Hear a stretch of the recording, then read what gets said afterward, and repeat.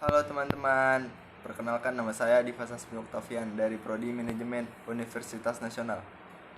Di sini saya akan membuat tugas pengantar akuntansi 2 dengan menjawab pertanyaan benar atau salah. Soal pertama, terdapat dua jenis saham yang dapat diterbitkan oleh suatu PT, saham treasury share, dan saham prioritas. Menurut saya jawabannya adalah salah, karena yang dapat diterbitkan adalah common stock dan saham prioritas preferred share. Nomor 2, pemegang saham preferen dapat ikut serta dalam pengambilan keputusan perusahaan. Menurut saya jawabannya salah, karena pemegang saham preferen tidak mempunyai hak suara dalam pengambilan keputusan di rapat umum pemegang saham yang punya hak suara ini.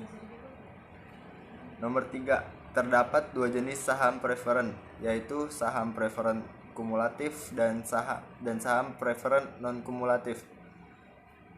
Menurut saya jawabannya benar, karena saham preferen kumulatif dan saham preferen non kumulatif termasuk dalam jenis saham preferen. Nomor 4, jika dilihat dan nilai yang ditetapkan suatu saham, terdapat 3 jenis saham.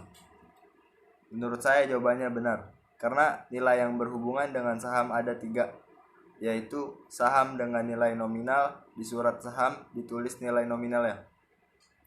Terus saham dengan nilai ditetapkan, di dalam surat saham tidak ditulis nilai nominalnya, namun perusahaan menetapkan nilainya. Yang 3, saham tanpa nilai nominal dan nilai yang ditetapkan.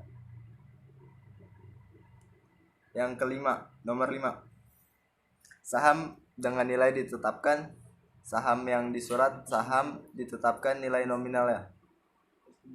Menurut saya jawabannya salah, karena seperti penjelasan yang saya katakan pada soal sebelumnya, bahwa saham dengan nilai ditetapkan di dalam surat saham tidak tertulis nilai nominalnya.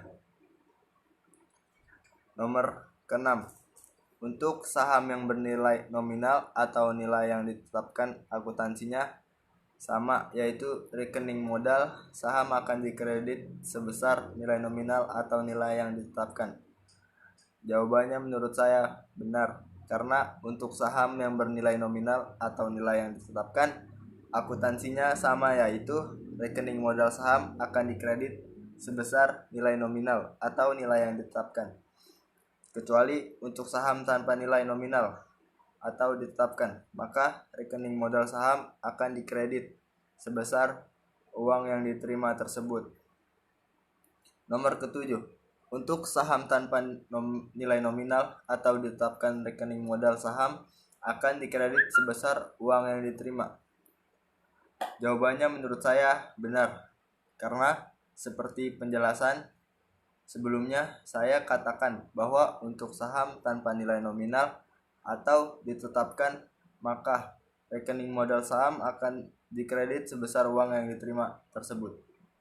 Nomor ke-8, saham preferen kumulatif adalah saham preferen yang jika dividen 1 tahun tidak dibayar, maka jumlah dividen ini wajib dibayar pada tahun-tahun berikutnya. Menurut saya jawabannya benar, karena bila perusahaan gagal membayar dividen, maka akan diakumulasikan dan harus membayarnya di lain waktu. Itulah saham preferen kumulatif. Nomor ke-9, dalam stock split, jumlah modal yang di-store tidak berubah, hanya jumlah lembar saham yang beredar. Menurut saya jawabannya adalah benar, karena dalam stock split jumlah modal yang di-store tidak berubah. Yang berubah hanya jumlah lembar saham yang beredar, sehingga tidak perlu membuat ayat jurnalnya lagi. Nomor ke-10, apabila terjadi stock split, maka harus dibuat ayat jurnalnya. Menurut saya jawabannya salah, karena yang sudah saya jelaskan sebelumnya, bahwa bila terjadi stock split tidak perlu dibuat ayat jurnal, kecuali stock split tidak terjadi, baru kita harus membuat ayat jurnal. Sekian dari saya. Apabila ada kekurangan dari saya, kurang lebihnya memohon maaf. Assalamualaikum warahmatullahi wabarakatuh. Semoga ilmu yang saya berikan bermanfaat. Terima kasih.